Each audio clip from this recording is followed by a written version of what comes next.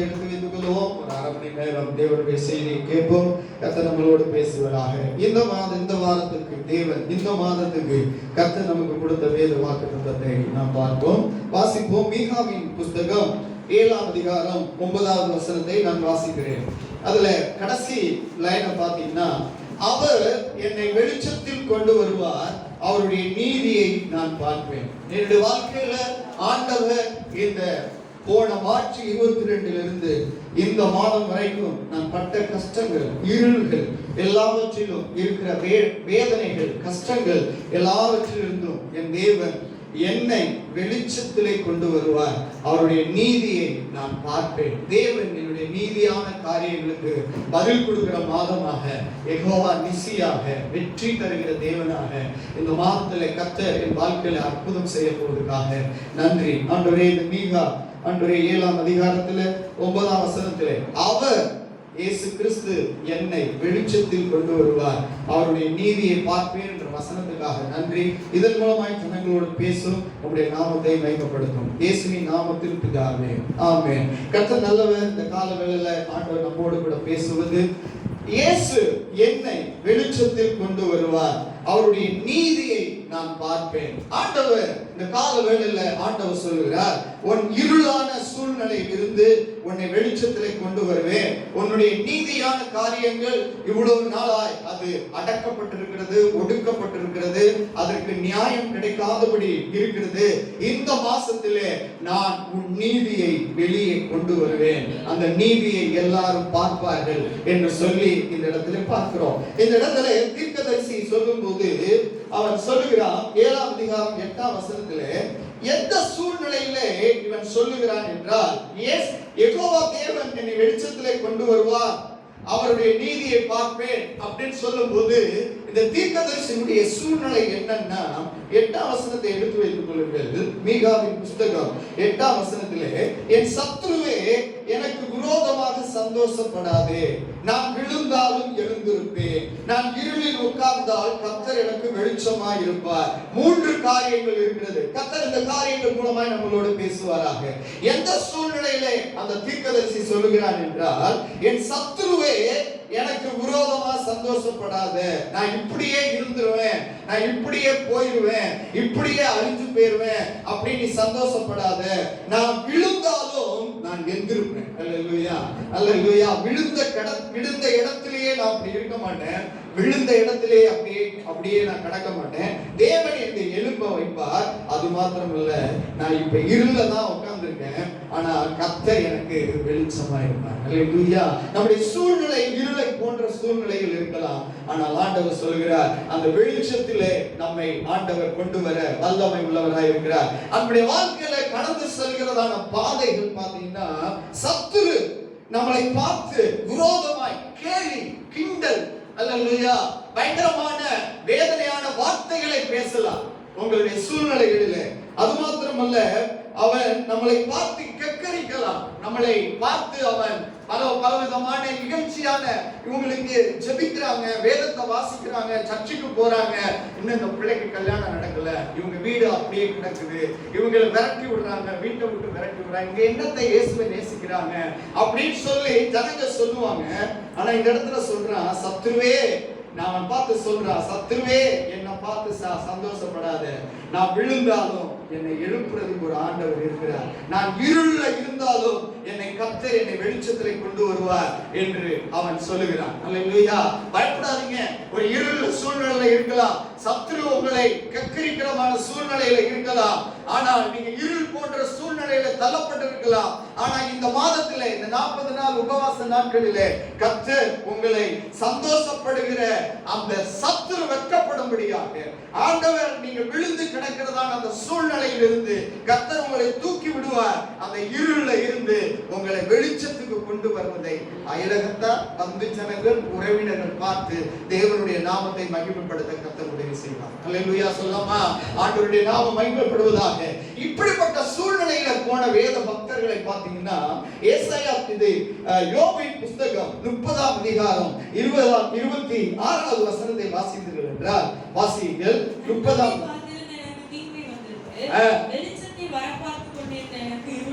எல்லாரும் சேர்ந்து வாசிங்க. பைபிள்ல எல்லாம் எடுக்க பார்ப்போம். எல்லாம் எடுத்து அந்த வசனத்தை வாசிங்க. உங்களுக்கு தான், நான் வேற யாருக்கும் பேசல, உங்களுக்கு தான் பேசுறேன். வாசிங்க 30ஆம் அதிகாரம் 26வது வசனம். எல்லாரும் சேர்ந்து வாசிங்க. சத்தமா வாசிங்க.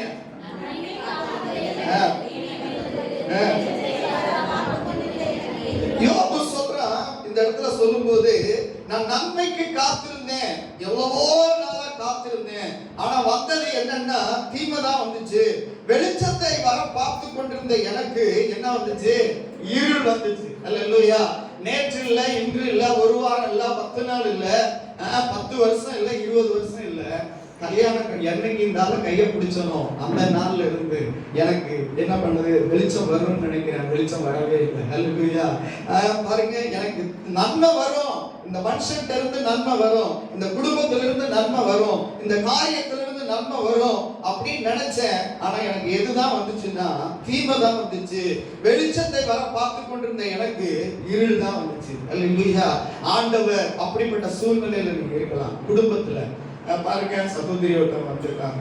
அவங்க வாழ்க்கையில கல்யாணம் பண்ணாங்க, ஒரு குழந்தை இருக்கு. ஆனா அந்த வீட்டுக்காரர் அவங்கள விட்டுட்டு போயிட்டாரு. அந்த பொண்ணு இப்போ கோர்ட் கேஸ்ல அலைஞ்சிட்டு அவங்க இருக்கிற ஊர் ஏதோ ஒரு ஊர். இப்போ அவங்க அண்ணா நகர் வந்து தங்கி இருக்காங்க. கர்த்தர் ஒரு விடுதலை தரணும்னு நம்மகிட்ட வந்து உட்காந்துருக்காங்க. பாருங்க, அவங்க வாழ்க்கையில ஒரு இருள். அல்லேலூயா. குழந்தைய வச்சுக்கிட்டு கஷ்டப்படுறாங்க. அந்த குழந்தை வாய் பேசாது, காது கேட்காது. அந்த குழந்தை வந்திருக்காப்பா வரல, காது கேட்காது, வாய் பேசாது. அப்படிப்பட்ட இருள்ல இருக்கலாம். நான் சொல்றேன், ஆண்டவராக இயேசுவின் நாமத்தினால உன்னை தேவன் வெளிச்சத்துல கொண்டு வருவார். உன்னை இருளில் இருந்து தேவன் வெளிச்சத்துல கொண்டு வருவார். ஒரு நீதியை, எல்லாம் அடக்கி வைத்த நீதியை கர்த்தர் உனக்கு வெளியில கொண்டு வந்து எல்லாரும் பார்த்து ஆண்டவருடைய நாமத்தை துதிக்கிற மாதிரி உன் வாழ்க்கையை செழிப்பாய் மாற்ற வல்லமை உள்ளவர். இப்படிப்பட்ட சூழ்நிலையில் இந்த கால வேளையில வந்திருக்கலாம். இந்த மார்ச் மாதத்துல ஒரு பெரிய அற்புதத்தை கர்த்தர் நமக்கு வாழ்க்கையில தருவார். இவர்தான் அப்படி சொல்றாருன்னா, நம்முடைய தாவீது சொல்றாரு. 23ஆம் அதிகாரம் 4ஆம் வசனத்தை வாசிங்க. 23ஆம், எல்லாம் எடுக்க வசனத்தை. 23ஆம் அதிகாரம் வாசிங்க. 4ஆம் வசனத்தை வாசிப்போம். மரண இருளின் பள்ளத்தாக்கிலே நடந்தாலும் பொல்லாப்புக்கு பயப்படேன், தேவரீர் என்னோடு இருக்கிறீர். இங்க பாருங்க, இந்த இடத்துல பார்க்கும்போது வாசிங்க. உம்முடைய கோலும் உமது தடியும் என்னை தேற்றும். பாருங்க, நான் எப்படி நடக்கிறேன், தேவன் என் கூட இருக்கிறார், தேவன் என்னை நடத்துகிறார், தேவன் என் கூட தான் இருக்கிறாரு. ஆனா நான் போகிற பாதை எப்படி இருக்குதுன்னா இருளா இருக்குது. அல்லேலூயா. மரண இருளை போல என்ன பண்ணுது? இருக்குது. நான் மரண பள்ளத்தாக்கில் நடந்தாலும் எனக்கு அநேக பொல்லாப்பு வருது. ஆனா பொல்லாப்புக்கு நான் பயப்பட மாட்டேன். அல்லேலூயா சொல்லுவோமா? நம்ம நடக்கிற பாதை, நம்ம செய்கிற தொழில், நம்ம நடத்துற குடும்பம், மற்ற காரியங்கள்ல பாத்தீங்கன்னா நம்முடைய குடும்பத்துல ஒரு இருள் போல காணப்படும். ஒரு மரண இருள் போல, அந்தகார இருள் போல, காரி இருள் போல. இந்த தாவீது சொல்லுகிறார், நான் நடக்கிற பாதை வேணா இருளா இருக்கலாம், இந்த இருளின் பாதையில எனக்கு ஒரு நம்பிக்கை இருக்கு, தேவன் என்னோடு கூட இருக்கிறார். அல்லேலூயா. அதனால எனக்கு என்ன நடக்காதுன்னா பொல்லாப்பு நடக்காது. அல்லேலூயா சொல்லுவோமா? நம்முடைய வாழ்க்கையில நம்ம நடத்தி செல்கிற பாதை வேணா இருளா இருக்கலாம், அந்த இருளிலும் கர்த்தர் நம்மோடு கூட இருந்து நம்முடைய நீதியை ஆண்டவர் வெளிப்படுத்தி நம்மை இருளில் இருந்து வெளிச்சத்துக்கு கொண்டு வர ஆண்டவர் உண்மையாய் இருக்கிறார். ஆண்டவர் நாம மகிமைப்படுவதாக. நீங்க இதெல்லாம் வாசிக்கிறீங்க. ஏசாயாவின் புஸ்தகம் 50ஆம் அதிகாரம் 10ஆம் வசனத்தை வாசிங்க. வேத வசனத்தை எடுங்க பார்ப்போம். ஏசாயா 50ஆம் அதிகாரம் 10ஆம் வசனம். உங்களில் எவன் கர்த்தருக்கு பயந்து அவருடைய தாசனின் சொல்லை கேட்டு தனக்கு வெளிச்சம் இல்லாததினால் இருட்டிலே நடக்கிறானோ, அவன் கர்த்தருடைய நாமத்தை நம்பி தன் தேவனை சார்ந்து கொள்ள கடவன். நல்ல பொறுமையா வாசிக்கணும். உங்களில் எவன் கர்த்தருக்கு பயந்து அவருடைய தாசனின் சொல்லை கேட்டு தனக்கு வெளிச்சம் இல்லாததினால இருட்டிலே நடக்கிறான், அவன் கர்த்தருடைய நாமத்தை நம்பி தன் தேவனை சார்ந்து கொள்ள கடவான். அல்லேலூயா. நல்ல அருமையான வசனம். அவன் என்ன சொல்றான்னா, இவன் யாருன்னா பாவி இல்ல, இவன் யாருன்னா துன்மார்க்கன் இல்ல, அவன் நீதிமான். அல்லேலூயா. அவன் தேவனுக்கு பயந்து தேவனுடைய கற்பனைகள் படி நடந்து தேவனுக்கு உத்தமனாய் இருக்கிற மனுஷன் என்ன பண்றான்னா, அவன் ஆண்டவர் என்ன பண்றாருன்னா, கர்த்தருக்கு பயந்த தாசன் எங்க போறான்னா இருட்டுல போறான். அல்லேலூயா. இருளான சூழ்நிலைகள், இருளான போராட்டங்கள், இருளான சூழ்நிலைகள் மத்தியில் அவன் போறான். ஆனா அவன் என்ன செய்யணும்? நம்முடைய வாழ்க்கையில இப்படிப்பட்ட சூழ்நிலையில போகும்போது ஆண்டவர் என்ன சொல்றாருன்னா, கர்த்தரை நம்பி தன் தேவனை சார்ந்து கொள்ள வேண்டும். அல்லேலூயா. அந்த இருளான சூழ்நிலையில, அந்த இருளான ஒரு பெரிய பொல்லாப்பான சூழ்நிலை நமக்கு வரும்போது கர்த்தரை மாத்திரம் நம்ம சார்ந்து கொள்ளும் போது கர்த்தர் அந்த இருளில் இருந்து நம்மை வெளிச்சத்தில் கொண்டு வர்றது மாத்திரமல்ல, நம்முடைய நீதியை விளங்க பண்ணுவார். அல்லேலூயா. சார்ந்து கொள்ள வேண்டும். ஆண்டவரை சார்ந்து கொள்ளும் போது கர்த்தர் நம்மை ஆசீர்வதிப்பார். வாசிங்க சங்கீத புஸ்தகம் 27ஆம் அதிகாரம் 13ஆம் வசனத்தை வாசிப்போம். சங்கீதம் 27 நல்ல எல்லாரும் சேர்ந்து வாசிங்க அந்த வசனத்தை. எல்லா வசனத்தை எடுங்க பார்ப்போம். 27:13 வாசிங்க. நல்ல அழுத்தமா சொல்லுங்க. நானோ ஜீவனுள்ள தேசத்தில்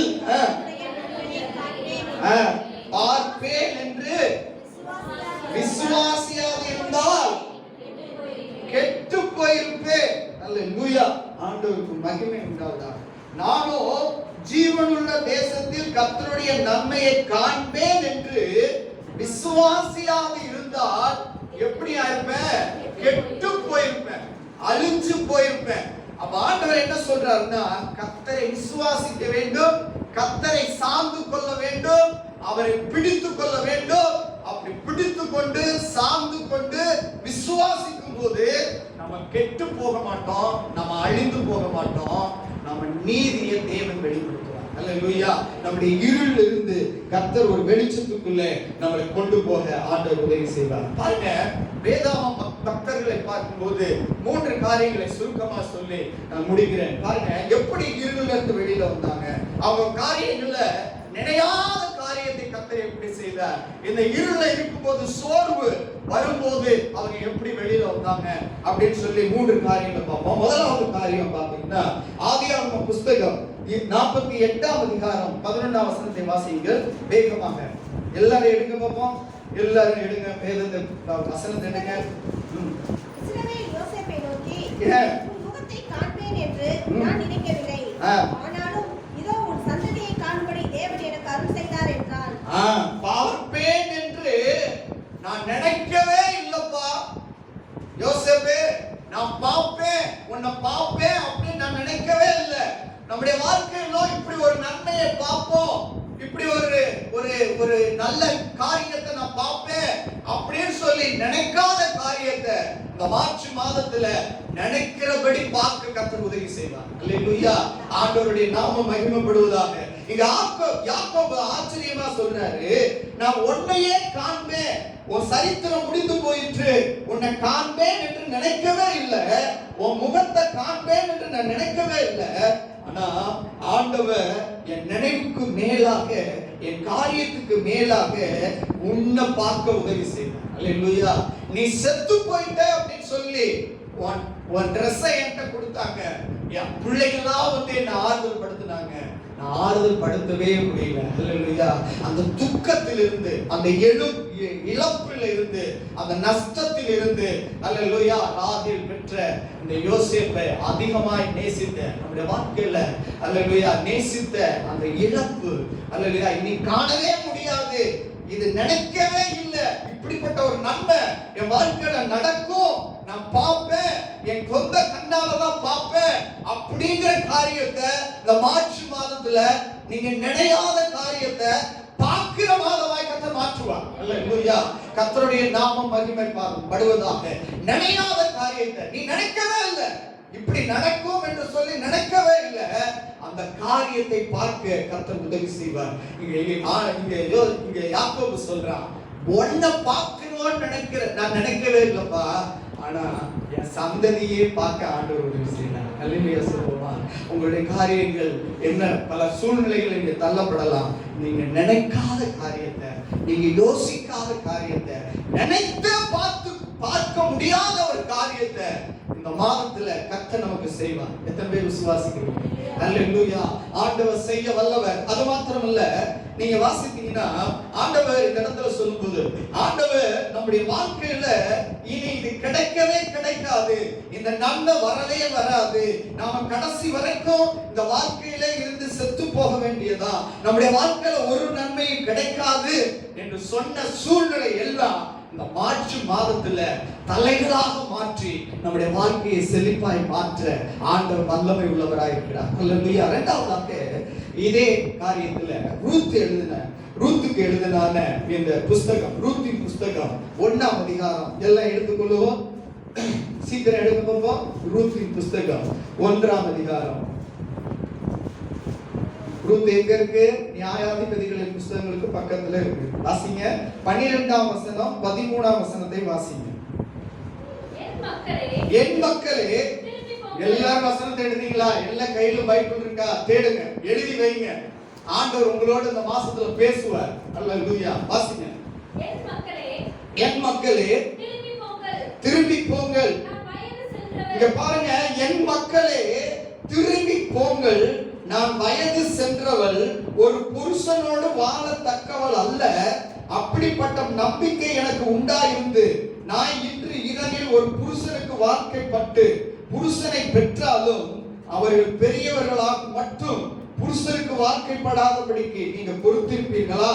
அது கூடாது. என் மக்களே, கர்த்தருடைய கை எனக்கு விரோதமாய் இருக்கிறதுனால உங்கள் நிமித்தம் எனக்கு மிகுந்த விசனம் இருக்கிறது அப்படின்னு சொல்றார். இந்த இடத்துல என்னத்தை நம்ம பார்க்கிறோம் அப்படின்னா, எனக்கு நன்மை உண்டாகாது அந்த காலகட்டத்துல வந்துட்டா.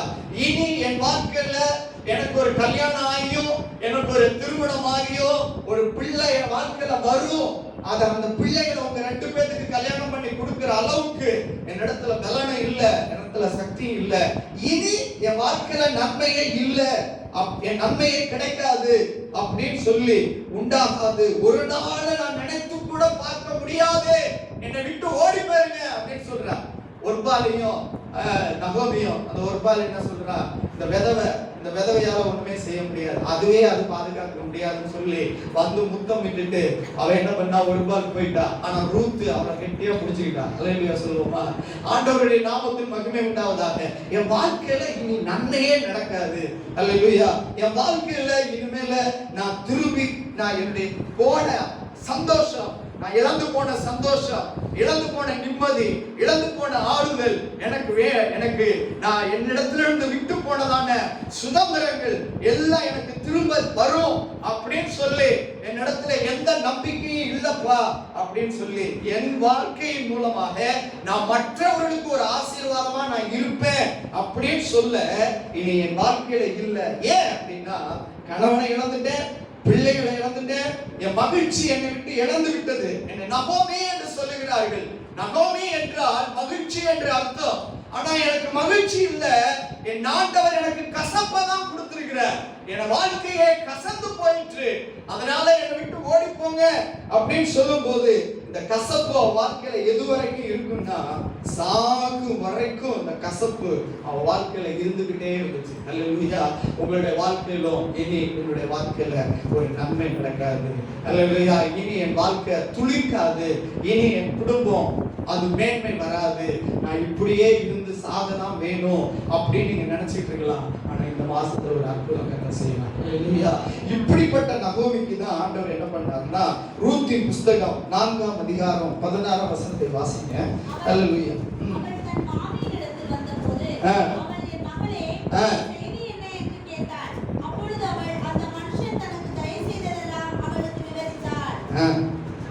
நாலாம் அதிகாரம் 16ஆம் வசனம் கரெக்டா வாசிங்க.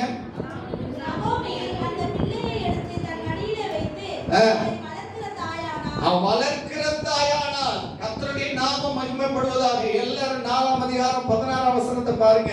எனக்கு வாழ்க்கை இல்ல, எனக்கு நன்மை இல்ல, என் வாழ்க்கை துளிர்க்கும், என் வாழ்க்கையில ஒரு நன்மை நடக்கும் அப்படின்னு சொல்லி கசந்து போய் என் வாழ்க்கை முழுவதும் நான் துக்கத்தோட தான் என்ன அடக்கம் பண்ணுவாங்க அப்படின்னு சொன்னவருடைய வாழ்க்கையில கர்த்தர் என்ன செய்தாருன்னா, இந்த 4ஆம் அதிகாரம் 16ஆம் வசனம் ஒரு உயிர்ப்பித்தலான வசனம்.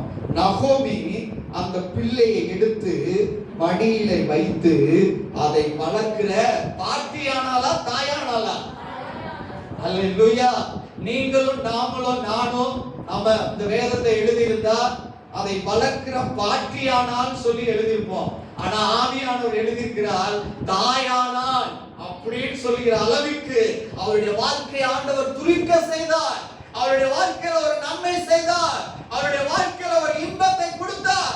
அதே தேவன் இந்த மாதத்திலே கத்து உங்க வாழ்க்கை துளிக்கும், உங்க வாழ்க்கையில நன்மை உண்டாகும், உங்க வாழ்க்கையில ஒரு சந்தோஷத்தை ஆண்டவர் தருவார். அல்லேலூயா. இன்னொரு வசனத்தை வாசிப்போம். நீங்க வாசித்தீர்கள் என்றால் பாருங்க, பக்கத்து வீட்டுக்காரங்க என்ன சொல்றாங்கன்னு பாத்தீங்கன்னா 4ஆம் அதிகாரம் 17ஆம் வசனத்தை பாருங்க. எல்லா அயல் வீட்டு பந்து ஜனங்கள் உறவினர்கள் எல்லாரும் வந்துட்டாங்க. எல்லா கூட்டத்தோட வந்து சொல்றாங்க பாருங்க, வாசிங்க, எல்லாரும் சேர்ந்து வாசிங்க. நகோமிக்கு ஆண் பிள்ளை பிறந்தது என்று வாழ்த்தி அதற்கு ஓபேத் என்று பெயரிட்டார்கள். அவன் தாவீதின் தகப்பனாகிய ஈசாவின் தகப்பனானான். யாருங்க பிள்ளை பெத்தது? யாரு பிள்ளை பெத்தது? ரூத் பிள்ளை பெற்றா. ஆனா வசனம் என்ன எழுதுது? வாசிங்க எல்லாம் சேர்ந்து. அயல் வீட்டுக்காரங்க எல்லாரும் அவள மாறா என்று சொன்னவங்க, அவ கசப்பு என்று சொன்னவங்க, அவ துக்கத்தோட தான் சாவ போறான்னு சொன்னவங்க, மோவாபிய தேசத்துல போய் அழிந்து போயிட்டா, அவனுக்கு இனிமேல் நன்மையே உண்டாகாது, அவளுக்கு வாழ்க்கையில இன்பமே வராது அப்படியே நினைச்சவ வாழ்க்கையில பைபிள் எழுதி வச்சிருக்கு. என்ன எழுதி வச்சிருக்குன்னா, அயல் வீட்டுக்காரன், உங்க பக்கத்து வீட்டுக்காரன், எழுத்த வீட்டுக்காரன், சொந்தக்காரன், உறவுக்காரன் எல்லாரும் வந்து சொல்றாங்க, நகோமிக்கு ஒரு ஆண் பிள்ளை பிறந்தது. அல்லேலூயா. பிறந்தது என்னமோ ரூத்துக்கு தான். ஆனா ஆவியானவர் அவருடைய வாழ்க்கையை உயிர்ப்பித்தார். அல்லேலூயா. உங்களுடைய வாழ்க்கையை ஆண்டவர் இந்த நாள்ல அவர் உயிர்ப்பிக்க போறார். உங்களுடைய வாழ்க்கை இப்படியே போயிடாது. என்னுடைய வாழ்க்கை இப்படியே நான் செத்து போயிடுறேன், என் குடும்பம் இப்படியே போயிடும், என் பிள்ளைகள் இப்படியே போயிடும் அப்படி நினைக்காதீங்க. இந்த உபவாச நாட்கள்ல பகல்ல டிவிக்கு முன்னாடி உட்கார்ந்துக்கிட்டு அந்த கதை இந்த கதை வெட்டி கதை வெயின் கதை பேசுறதை விட்டுட்டு 10 மணில இருந்து 1 மணி நடக்கிற ஜபத்துக்கு வாங்க. 6 மணில இருந்து 7:30 மணி வரைக்கும் ஜபத்துக்கு வாங்க. எத்தனையோ பேர் வந்து ஜபம் பண்றாங்க. அல்லேலூயா. டியூட்டிக்கு போறவங்க கூட இங்க வந்து ஜபம் பண்ணிட்டு போறாங்க. அல்லேலூயா சொல்லமா. அல்லேலூயா. டியூட்டிக்கு போறவன் கணவன் மனைவியா ஒரு நாள் கூட விடாம வந்து உட்கார்ந்துட்டு 2 பேரும் வேலை செய்யறாங்க. அல்லேலூயா. அவங்க வந்துட்டு போறாங்க. ஏன் ஒன்னால வர முடியல? இப்படியே செத்து போயிடலாம் நினைக்கிறியா? இப்படியே இந்த வாழ்க்கையில 10,000 சம்பளத்திலேயே திருப்தி ஆகலாம் நினைக்கிறியா? 20,000 ரூபாய் சம்பளத்திலே திருப்தி ஆகலாம் பாக்குறியா? 40,000 சம்பளத்திலே திருப்தி ஆகலாம் பாக்குறியா? 50,000 சம்பளத்திலே திருப்தி ஆகலாம் பாக்குறியா? 1 லட்சம் சம்பளத்திலே திருப்தி ஆகலாம் பாக்குறியா? அல்லேலூயா. நீ ஆண்டவரை வந்து ஜெபம் பண்ணு. உன் வாழ்க்கை தரத்தை மாற்றுவார், உன் குடும்ப தரத்தை மாற்றுவார், உன் பிள்ளைகளுடைய தரத்தை மாற்றுவார். இங்க நகோமிக்கு ஒரு ஆண் பிள்ளை பிறந்தது. ஏன் உன் வாழ்க்கையை ஆண்டவர் துளிக்க மாட்டார்? கர்த்தர் இந்த மாசத்துல உன் இருளை வெளிச்சமாக்குவார். அது மாத்திரமல்ல, உன் நீதியை ஆண்டவர் வெளிச்சத்துக்கு கொண்டு வந்து எல்லா ஜனங்களும் பார்த்து ஆண்டவருடைய நாமத்தை மகிமைப்படுத்தும் அளவுக்கு கர்த்தர் ஒரு அற்புதத்தை செய்வார். கரங்களை தட்டி கர்த்தரை மகிமைப்படுத்துவோமா? ஆண்டவரே, என் வாழ்க்கையில நம்பிக்கை இல்லாத ஒரு சூழ்நிலையில தான் வாழ்ந்துட்டு இருக்கேன். நான் நம்பவே இல்லை என் வீட்டுக்காரர் ரட்சிக்கப்படுவார், பைபிளை தூக்கிட்டு சுவிசேஷம் சொல்லுவார். அதை நினைச்சு கூட பார்க்கல. அல்லேலூயா சொல்லுவோமா? அப்படி கூட நினைச்சு பார்க்கல. நீங்க நினைக்காத காரியங்களை, நீங்க யூகிக்காத காரியங்களை இந்த மார்ச் மாதத்துல கர்த்தருடைய ஆவியானவர் செய்வேன்னு சொல்றாரு. நீங்க ஆமென் சொல்லுங்க. ஆமென். கர்த்தரால முடியும், கர்த்தரால் ஆயிற்று, அநேக கண்களுக்கு ஆச்சரியமாய் மாறிற்று. கர்த்தர் செய்ய முடியும். இரண்டாவதாக வாசிப்போம். யாத்திராகம புஸ்தகம் 14ஆம் அதிகாரம் 13ஆம் வசனம். எல்லாரும் எடுத்துக்கங்க வேத புஸ்தகத்தை. 14ஆம் அதிகாரம் 13ஆம் வசனத்தை வாசிப்போம். அப்பொழுது மோசே ஜனங்களை நோக்கி, பயப்படாதீர்கள், நீங்கள் நின்றுகொண்டு இன்றைக்கு கர்த்தர் உங்களுக்கு செய்யும் ரட்சிப்பை பாருங்கள். இந்த இடத்துல வாசிக்கும் போது, அப்பொழுது மோசே ஜனங்களை நோக்கி, பயப்படாதீர்கள், நீங்கள் நின்று கொண்டு இன்றைக்கு கர்த்தர் உங்களுக்காக செய்யும் ரட்சிப்பை பாருங்கள். இன்றைக்கு நீங்கள் காண்கிற எகிப்தியரை இனி என்றைக்கும் காண மாட்டீர்கள். கர்த்தர் உங்களுக்காக யுத்தம் பண்ணுவார், நீங்கள் சும்மா இருப்பீர்கள். அல்லேலூயா சொல்லுவோமா? எத்தனை பேர் விசுவாசிக்கிறீங்க? இந்த வார்த்தையை கேட்கும் போது அப்படியே உள்ள இருந்து அப்படியே குமுன்னு குமிழ் வரணும். அல்லேலூயா. ஜீவன் வரணும். அல்லேலூயா. நீங்க சும்மா இருப்பீர்கள், நான் உங்களுக்காக யுத்தம் பண்ணுவேன். அல்லேலூயா.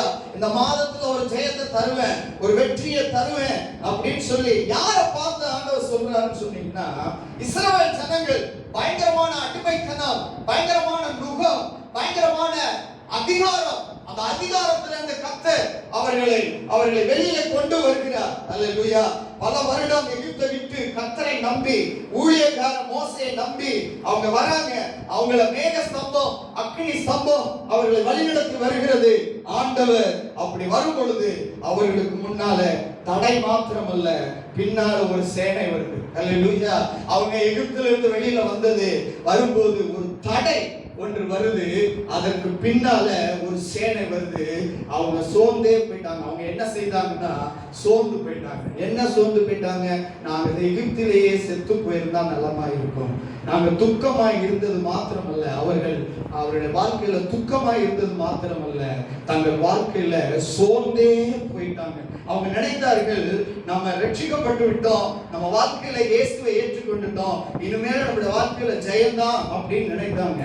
ஆனா நமக்கு செழுமையான வாழ்க்கை வாழ போகிறோம் என்ற எதிர்பார்ப்போடு அவங்க வரும்போது அவங்க வாழ்க்கையில பயங்கரமான தடை, பயங்கரமான ஒரு சேனை அவரை சூழ்ந்து கொள்ள அவர்கள், இனி நாங்க பேசாம எகிப்திலே இருந்திருக்கலாம், நாங்க பேசாம அந்த கொமட்டிக்காயே சாப்பிட்டுக்கிட்டு அங்கேயே சந்தோஷமா இருந்திருக்கலாம், இந்த மோசையின் வார்த்தையை கேட்டுட்டு நாங்க இப்ப வந்தோம் பாருங்க, எங்களுக்கு முன்னாடி அந்த சிவந்த சமுத்திரம் இருக்கு, எங்களுக்கு பின்னாடி இந்த சேனை வந்திருக்கு, இது ரெண்டுக்கு நடுவுல நாங்க செத்து போறதே பெருசு அப்படின்னு சொல்லி அந்த இடத்துல அவங்க என்ன பண்றாங்கன்னா, அவங்க என்ன செய்து கொண்டிருந்தாங்கன்னா ஒரு பெரிய சோர்வுக்குள்ள வந்துட்டாங்க. பாருங்க, இந்த நாள்ல அநேக எவ்வளவு விசுவாசத்துல வல்லமை உள்ளவர்களுக்குள்ள ஒரு சின்ன சின்ன காரியம் நடக்கலன்னா மகா பெரிய சோர்வுக்குள்ள அந்த ஜனங்களை பிசாசு கொண்டு போறான். பிசாசுடைய பெரிய ஒரு தந்திரம் என்னன்னா, அவன் பயன்படுத்துகிற ஆயுதம் என்னன்னா இந்த சோர்வு. அல்லேலூயா. இந்த சோர்வை கொண்டு வந்து அவங்கள மனமடிவாக்கி அவங்கள ஆண்டவர் அவங்க வைத்திருக்கிற திட்டத்துக்கு, அல்லேலூயா, அவங்க போகிறதுக்கு தடையையும் ஒரு பெரிய சேனையும் முன்னாடி கொண்டு வந்து கர்த்தர் அவர்கள் அந்த ஜனங்கள் தடைகளை பார்க்கிற வேளைகளிலே, பிரச்சனையை பார்க்கிற வேளைகளிலே சத்துரு அவர்கள் உள்ளத்துல கொண்டு வருகிறது பெரிய சோர்வுகளை நாம் பார்க்கிறோம். பிரியமானவர்களே, நீங்க வாசிப்போம் பெரிய பெரிய பக்திமான்கள் எல்லாம் நீங்க பாத்தீங்கன்னா 1 ராஜாக்களின் புஸ்தகம் 19ஆம் அதிகாரம் 4ஆம் வசனம் 5ஆம் வசனத்தை வாசிப்போம். தேவனுடைய நாமம் மகிமைப்படுவதாக. சுருக்கமாய் சொல்லி நான் முடிக்கிறேன். பிரியமானவர்களே, வாசிங்க. எல்லாம் எடுத்துக்கீங்க. 1 ராஜாக்களின் புஸ்தகம் 19ஆம் அதிகாரம் 4ஆம் வசனத்தை வாசிப்போம். அவன் வனாந்தரத்தில் ஒரு நாள் பிரயாணம் போய் சூரியச்செடியின் கீழ் உட்கார்ந்து நான் சாக வேண்டும் என்று கூறி, பாருங்க, சோர்வு வந்துச்சு. சோர்வு வந்த உடனே இந்த இடத்துல பார்க்கிறோம், அவன் வனாந்தரத்துல ஒரு நாள் பிரயாணம் போய் ஒரு சூறை செடியின் கீழே உட்கார்ந்து நான் சாக வேண்டும் என்று கூறி, போதும் கர்த்தாவே, என் ஆத்துமாவை எடுத்துக்கொள்ளும், நான் பிதாக்களை பார்க்கிறோம் நல்லவன் என்று சொல்லி ஒரு சூறை செடியின் கீழே படுத்துக்கொண்டு நித்திரை பண்ணினான். அப்பொழுது ஒரு தூதன் அவனை தட்டி எழுப்பி எழுந்திருந்து போஜனம் பண்ணினான். சாப்பிட்டும் அவன் திரும்ப தூங்கினான். அல்லேலூயா சொல்லுவோமா? அதுதான் கொடுமை. அல்லேலூயா. அவன் சாப்பிட்டுட்டும் திரும்ப தூங்கினான். ஆண்டவருடைய நாமம் மகிமைப்படுவதாக. நம்முடைய வாழ்க்கையில பாருங்க, மனிதனுடைய வாழ்க்கையில பாருங்க, பெரிய என்ன சொல்றது, நேற்றைக்கு அவன் எலியாவுடைய வாழ்க்கையில பாத்தீங்கன்னா 400 தீர்க்கதரிசிக்கு முன்னாக எதிரா அவன் சவால் விட்டவன். அது மாத்திரமல்ல, ஆகாப் ராஜாவுக்கு முன்பாக சவால் விட்டவன். ஊழியம் செய்யறதுல அவ்வளவு வல்லமை உள்ள மனுஷன். அது மாத்திரமல்ல, இஸ்ரவேலுக்கு தகப்பனாக இருந்தவன், கர்த்தருக்கு முன்பாக நின்ற மனிதன், கர்த்தரால் நடத்தப்பட்ட மனிதன். அவ்வளவு விசுவாசம், அவ்வளவு வல்லமை, அவ்வளவு பராக்கிரமம், ஆவியின் நிறைவு, அப்படி இருந்த மனுஷனுக்குள்ள வாழ்க்கையில இப்ப அவன் என்ன சொல்றான்னா, மனம் சோர்ந்து போய் நான் சாகிறது நல்லது, என் உயிரோடு இருக்கிறதை காட்டிலும் நான் சாகிறது நல்லது அப்படின்னு சொல்லி அந்த இடத்துல பார்க்கிறோம். இவன் மாத்திரமல்ல, மோசே கூட என்ன பண்றான்னா, ஆண்டவரே என்னை எடுத்துக்கொள்ளும், இனி வாழ்வது நல்லதல்ல, என்னை எடுத்துக்கொள்ளும் அப்படின்னு சொல்லி ஒரு சோர்வு வரும்போது நம்ம பணத்தை நம்முடைய கடனினால, நம்முடைய பிரச்சனைகளால, நம்முடைய வியாதியினால, குடும்பத்தில் வருகிற போராட்டங்களினால, கணவன் மனைவிக்குள்ள ஒரு அண்டர்ஸ்டாண்டிங் வராதனால, நமக்கு வருகிற தேவன் மேல் விசுவாசம் இல்லாதபடி, தேவன் மேல் நம்பிக்கை இல்லாதபடி, வாக்கு தத்தத்தின் மேல் விசுவாசம் இல்லாதபடி நம்ம என்ன பண்றோம்னா மகா சோர்வுக்குள்ள போய் நம்ம என்ன சொல்றோம்னா செத்து போயிடும். இனிமேல் நம்ம உயிரோட இருந்து என்ன பண்ண போறோம் அப்படிங்கிற சூழ்நிலைக்கு வந்துடும். அல்லேலூயா. இந்த சாத்தான் என்ன பண்றான்னா பயங்கரமான சோர்வுக்குள்ள கொண்டு வந்து அவங்களை சாவை தேடுகிற அளவுக்கு இந்த சத்துரு என்ன பண்றான்னா இந்த காரியங்களை செய்கிறான் என்று சொல்லி பார்க்கிறோம் பிரியமானவர்களே. இவன் மாத்திரமல்ல, யோனாவை பாருங்க, 4ஆம் அதிகாரம் 3ஆம் வசனத்தை வாசிங்க. பாருங்க, பெரிய பெரிய பக்தர்களுடைய வாழ்க்கையில தான் அந்த சோர்வு வந்து வாசிங்க. யோனாவின் புஸ்தகம் 4ஆம் அதிகாரம் 3ஆம் வசனம் வேகமாக. இப்போதும் கர்த்தாவே என் பிராணனை என்னை விட்டு எடுத்துக்கொள்ளும். இங்க பாருங்க, இப்போதும் கர்த்தாவே என் உயிரை எடுத்துக்கொள்ளும். நான் உயிரோடு இருக்கிறதை பார்க்கிலோ செத்து போறது நலமாய் இருக்கும் என்று விரும்புகிறேன். அது மாத்திரம் இல்ல, 4:8 வாசிங்க. 4ஆம் அதிகாரம். சூரியன் உதித்த போது உஷ்ணமான கீழ்காற்றை உண்டாக்கி அப்பொழுது வெயில் யோனாவுடைய தலையின் மேல் படுகிறதினால் அவன் சோர்ந்து போய் தனக்குள்ளே சாவை விரும்பி நான் உயிரோட இருக்கிறத பார்க்கிலும் சாகுறது நலமாய் இருக்கும் அப்படின்னு சொல்லி பாருங்க. இங்க வந்திருக்கிற ஒரு சிலர் பார்த்தோம்னா, ஆண்டவரே நீங்க என்ன ஜெபிக்கிறீங்கன்னா நன்மைக்காக ஜெபிக்கல, ஒரு ஆசீர்வாதத்துக்காக ஜெபிக்கல, ஒரு ஒரு ஒரு எதிர்பார்ப்பு என் வாழ்க்கையில நடக்கும்ல. பாருங்க, சாலமோன்ட்ட ஆண்டவர் உனக்கு என்ன வேணும் அப்படின்னு சாலமோன்ட்ட ஆண்டவர் கேட்டார். இல்லையா? நம்முடைய வாழ்க்கையில இந்த சோர்வின் மத்தியில நம்மள்ட்ட ஆண்டவர் உனக்கு என்ன வேணும்னு கேட்டா, நான் சாகணும் ஆண்டவரே, இல்லையா, எனக்கு சாகத்தாகும் அப்படின்னு கேட்கிற மக்கள் அனைவரும் பேர் இருக்காங்க. இல்லையா? சோர்வின் உச்சியில போய் தன்னுடைய வாழ்க்கையை மாய்த்துக் கொள்ளுகிற அந்த சூழ்நிலை. ஆனால் ஆண்டவர் சொல்ற, கர்த்தருக்கு காத்திருக்கிறவர்களோ புதுபலன் பெற்று, அல்லேலூயா, கர்த்தருக்கு காத்து அவருடைய வார்த்தையை காத்து பாருங்க, அவர்கள் புதுபலன் அடைந்து கழுகுகளை போல செட்டைகள் அடித்து உயரே எழும்புகிற நேரத்தை இந்த மார்ச் மாதத்திலே கர்த்தர் தருகிறார். அல்லேலூயா. கர்த்தரை சார்ந்து கொள்கிறவர்கள், கர்த்தரை நம்புகிறவர்கள், கர்த்தருடைய வார்த்தை மேலே, அவருடைய வல்லமையின் மேலே, வாக்கு தத்தத்தின் மேலே அது ஒரு நம்பிக்கையோடு விசுவாசத்தோடு கர்த்தருக்கு காத்திருக்கிற உங்களுடைய பிள்ளைகளுடைய வாழ்க்கையில, உங்களுடைய வாழ்க்கையில சோர்வை கர்த்தர் முறித்து, கர்த்தர் உங்களுக்கு உற்சாகத்தை கொடுத்து, ஆண்டவர் அந்த தீர்க்கதரிசிக்கு திரும்பவும் ஆண்டவர் 10 தடவை சாப்பாடு போஜனத்தை கொடுத்தோடு தூங்கினான். தூங்குற வரைக்கும் வெயிட் பண்ண. அவன் தூங்கி எந்திரிச்சிட்டு, எந்திரிப்பா, நீ போக வேண்டிய தூரம் ரொம்ப தூரம் இருக்கு. அல்லேலூயா. அவன் ஓரேக்கு மாத்திரம் போனான். அல்லேலூயா. அவன் அந்த பர்வதத்துக்கு வரைக்கும் போனான். கொஞ்சோண்டு சாப்பாடு தான். அவன் நடந்து போறதுக்கு கர்த்தர் பலன் கொடுத்த.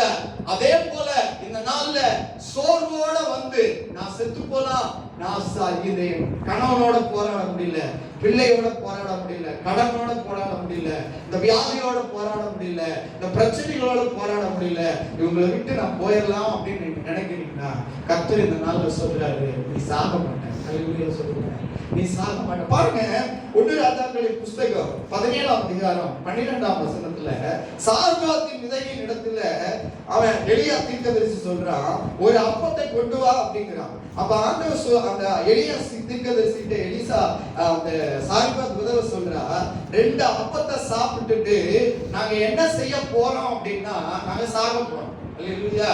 நாங்க இருக்கிறத சாப்பிட்டுட்டு என்ன பண்ண போறோம்? நான் சாப்பிடுகிற சாப்பாடு எனக்கு பலன் தர போறது இல்ல, நான் சாப்பிடுகிற சாப்பாடு எனக்கு ஆசீர்வாதத்தை தர போறது இல்ல, நான் இந்த அடைய சாப்பிட்டுட்டு என்ன பண்ண போறேன்? நான் சாக போறேன். இத போய் கேக்குறியே, 2 பேருக்கு 10வது 3வது நீ வந்திருக்கியே அப்படின்னு சொல்லி கர்த்தர் அந்த இடத்துல சாக போன விதவையை கர்த்தர் என்ன பண்ணார்னா, அவளும் அவருடைய மகளும் பஞ்சம் தீர வரைக்கும் வார்த்தையை கேட்டதுனால, தீர்க்கதரிசியின் வார்த்தையை கேட்டு, தீர்க்கதரிசியின் வார்த்தையை விசுவாசித்து முதலாவது ஒரு அப்பத்தை கொடுத்ததுனால அவளும் அவள் வீட்டாரும் அவளுடைய பங்கு ஜனங்களும் பஞ்சம் தீர்க்கிற வரைக்கும் செழுமையா இருந்தார். ஒரு டிரான்ஸ்லேஷன்ல அவங்க வம்சங்களே ஆசீர்வாதமா இருந்தது. நான் சொல்றேன், உன்னை கொண்டு போகிற சோர்வில் இருந்து உன்னை மீட்டு ஆண்டவர் உன்னை ஆசீர்வதித்து, அல்லேலூயா, உன்னுடைய வம்சம், உன் தலைமுறை, உன்னுடைய குடும்பம் முழுவதும், உன் தொழில், வியாபாரம், உன்னுடைய கடன், உன்னுடைய பிரச்சனை எல்லாம் இந்த மார்ச் மாதத்துல எல்லாம் உன்னை சோர்வுக்குள்ள கொண்டு வருகிற எல்லா காரியத்துல இருந்தும் ஆண்டவர் நீ இருள்ல இருக்கிற ஒன்ன தேவன் இந்த மார்ச் மாதத்துல வெளிச்சத்துல கொண்டு வந்து கர்த்தர் உன்னை மகிமைப்படுத்த அவர் உண்மை உள்ளவராக இருக்கிறார். அல்லேலூயா. ஆண்டவருக்கு மகிமை சொல்லுவோமா? புரியுதா? புரியலையா? அல்லேலூயா, அல்லேலூயா. ஆண்டவர் எவ்வளவு போராட்டத்தின் மத்தியில போனாலும் சரி, இந்த மார்ச் மாதத்துல இருள்ல இருந்து வெளிச்சத்துல கர்த்தர் கொண்டு போக வல்லமையா இருக்கிறார். அது மாத்திரமல்ல, மூணாவதாக ஒரு காரியத்தை சொல்லுகிறேன், 5 நிமிஷத்துல சொல்லி நான் முடிக்கிறேன். வாசிங்க என்னாகும் புஸ்தகம் 11ஆம் அதிகாரம் 23ஆம் வசனம். எல்லாரும் எடுத்துக்கொள்ளுங்க. நீ சாக போறது இல்ல. ஆகார் கொண்டு போய், ஆகார் போய், நான் என் பிள்ளை சாகிறத நான் பார்க்க மாட்டேன் அப்படின்னு அவன் சொன்னான்னா, என்ன சொன்னான்னா, என் பிள்ளை சாகிறதுக்கு முன்னாடி நான் சாகணும்னு சொன்னான். அல்லேலூயா. என் பிள்ளை செத்து போய் அது படுகிற கொடுமையை நான் பார்க்க கூடாது என்று சொல்லி தன்னை மாய்த்து கொள்ள விரும்பினார். ஆனா தேவன் யார்கிட்ட தேவதூதனை அனுப்பினார்? யார்கிட்ட தேவன் வார்த்தையை அனுப்புகிறார் என்றால், சோர்ந்து போய் பலவீனமாய் போய் தன் வாழ்க்கையை மாய்த்துக் கொள்ளுகிற ஜனங்களுக்கு நேராக தேவன் தேவதூதனை அனுப்புகிறார். தேவனுடைய வார்த்தையை அனுப்புகிறார். சில சமயங்களிலே அவரே சாத்ராக், மேசாக், ஆபேத்நேகோவுக்காக அவரே இறங்கி வந்து அவர்களை தூக்கி வெளியில கொண்டு வர அவர் உண்மை உள்ளவராக இருக்கிறார். சோர்ந்து போகாதீங்க. அல்லேலூயா. மூன்றாவதாக என்னாகும் 11:23. அல்லேலூயா, அல்லேலூயா. 8:50வது நான் 5 நிமிஷத்துல முடிக்கிறேன். என் கை குறுகி போயிருக்கும். வாசிங்க அந்த வசனத்தை. கர்த்தர் மோசேயை நோக்கி, கர்த்தருடைய கை குறுகி இருக்கிறதோ, காற்றின்படி நடக்குமோ நடவாதோ என்று நீ இப்பொழுது காண்பாய் என்றார். போதும். இந்த இடத்துல வாசிக்கும் போது நம்பிக்கையே இல்லாத காரியத்தை நம்முடைய வாழ்க்கையில ஆண்டவன் நிறைவேற்றுவார் இந்த மார்ச் மாதத்துல. இரண்டாவதாக, உன் வேலை, உன் பிசினஸ், உன் தொழில், உன் குடும்பம், பிரச்சனை, கடன், வியாதி, போராட்டங்களினால சோர்ந்து போய் இருக்கிற ஒன்ன உயிர்ப்பித்து, கர்த்தருக்கு காத்திருக்கிற ஒன்ன பலன் கொடுத்து உயிரே பறக்க வைக்க ஆண்டவரால முடியும். அல்லேலூயா. மூன்றாவது காரியம் ஆண்டவர் என்ன சொல்றாருன்னா, என் கை குறுகி போயிருக்கிறதா, என் வார்த்தையின்படி நடக்குமா நடக்காதா அப்படிங்கிறத நீ காண்பாய். அல்லேலூயா. இந்த மாதத்துல காண்பாய். இங்க என்ன பண்றாருன்னா, என்ன சூழ்நிலை அப்படின்னா, மோசே ஒரு தேவைக்கு முன்பாக இருக்கிறான். அவர்களுக்கு முன்பாக ஒரு பிரச்சனை இருக்கிறது. அவருக்கு ஒரு தேவை, ஒரு பிரச்சனை இருக்கிறது. ஜனங்கள் எல்லாம் இறைச்சி வேண்டும் என்று அவன்கிட்ட கேட்கிறாங்க. ஆண்டவர் சொல்லுகிறார், நான் 2 நாள் இல்ல. வாசிங்க 19ஆம் வசனத்தை வாசிங்க. 19ஆம் வசனம். அங்க பாருங்க, ஆண்டவர் எப்படி அடுக்கிறாருன்னா, 1 நாள், 2 நாள், எத்தனை நாள்? 5 நாள், 10 நாள், 20 நாள் மாத்திரமல்ல, புசிப்பீர்கள் அப்படின்னு சொல்லி சொல்றாரு. அப்ப அடுக்கடுக்கா சொல்றாரு. ஏன் ஆண்டவர் 1 மாசம் அப்படின்னு சொல்லக்கூடாது? நான் பாருங்க, இந்த மோசே ஒரு விசுவாச வீரர். இந்த மோசே முகமுகமாய் தேவனை தரிசித்த மனுஷன். அவன் சொல்றான், அவனாலேயே நம்ப முடியல, அவனாலேயே விசுவாசிக்க முடியல. இத போய் நான் போய் வந்தபடி சொன்னா அவன் சொல்றான் பாருங்க. 21ஆம் வசனத்துல வாசிங்க. என்னோடு இருக்கிற காலாட்கள் எத்தனை பேரு? 6 லட்சம் பேர் இருக்கிறாங்க. ஒரு மாதம் புசிக்கும்படி இறைச்சி கொடுப்பேன் என்று சொன்னீரே. ஆடு மாடுகளை அண்டை இருக்கிற ஆடு மாடுகளை அடித்தாலும் அதுக்கு அவர்களுக்கு போதுமா? அடுத்து சொல்றான் பாருங்க. சமுத்திரத்துல இருக்கிற மீன், திமிங்கலம் எல்லாத்தையும் கொடுத்தா அவன் ஒரு மீன் கொடுக்க மாட்டான், திங்க மாட்டான். அல்லேலூயா. அவன் வெறியா நிற்கிறான். அவன் எகிப்துல இருந்து வந்துட்டு அவன் வெறித்தனமா இருக்கிறான். ஒரு மாட்டையே புழுங்குவான். அல்லேலூயா. நல்ல கவனமா கேளுங்க.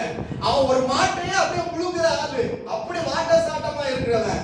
ஆண்டவர் சொல்றாரு, 1 மாசம் ஃபுல்லா தரேன்னு சொல்லி அவன்கிட்ட போய் நான் சொன்னா, அவன் என்ன கல்ல எடுத்த கொல்லுக்குறான் அப்படின்னு சொல்றான். நான் சொல்றேன், இந்த மாசத்துல ஏதோ ஒரு தேவை இருக்கு உங்களுக்கு, இந்த மாசத்துல ஏதோ ஒரு பிரச்சனை இருக்குது, ஆண்டவருடைய வார்த்தைப்படி நடக்குமா நடக்காதா அப்படின்னு நீங்க அவிசுவாசம் பண்றீங்க.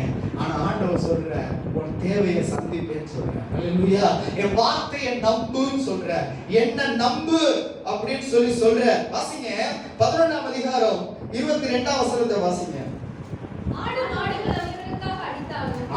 மாடுகள் அவர்களுக்காக அடித்தாலும் அவர்களுக்கு போதுமா?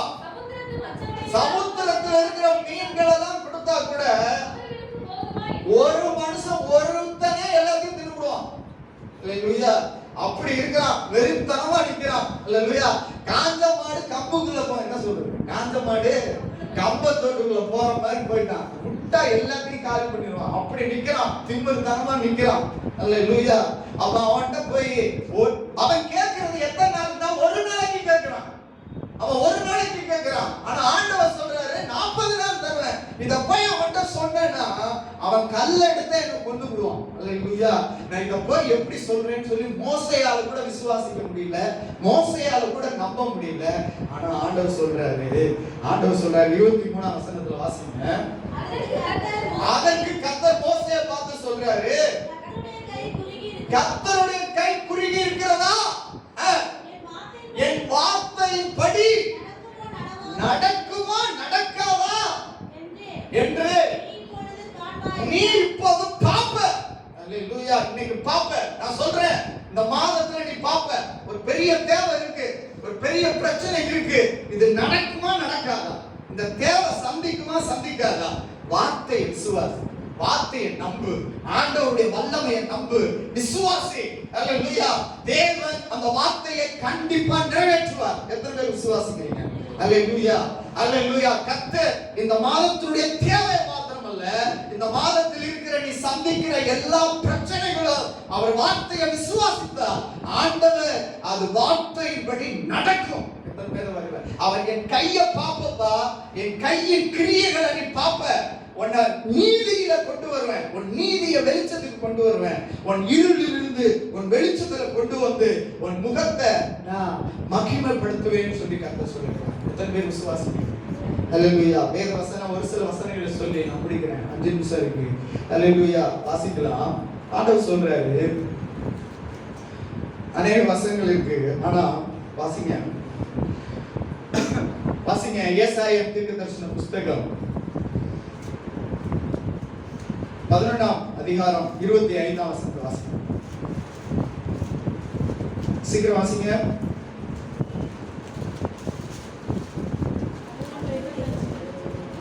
ஏசாயா 11ஆம் அதிகாரம் 25. இல்லையா? நான் சொன்ன வார்த்தை நிறைவேறும் சொல்லி போட்டிருக்குமே.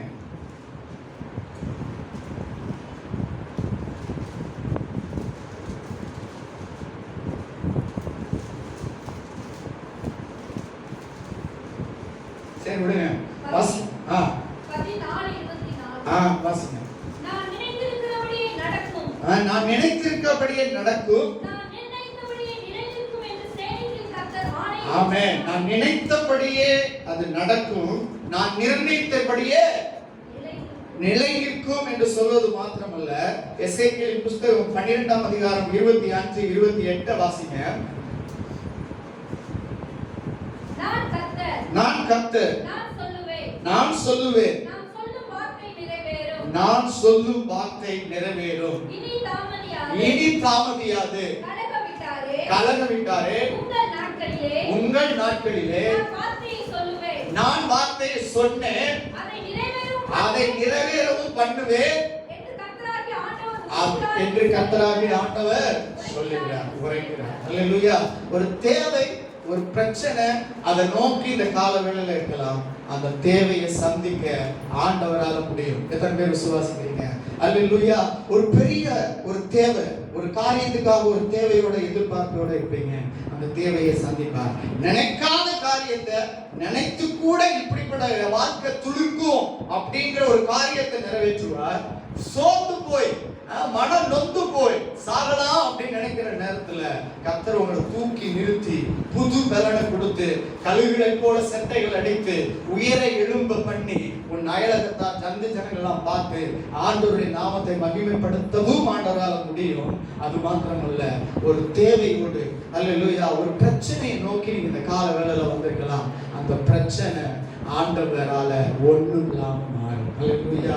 அந்த பிரச்சனை சொல்யூஷனை தருவார். அது மாத்திரமல்ல, ஒரு தேவை சந்திக்க முடியும். உன்னுடைய எந்த காரியமா இருந்தாலும் சரி, இந்த மாதத்திலே கர்த்தர் ஒரு அற்புதத்தை செய்வார்.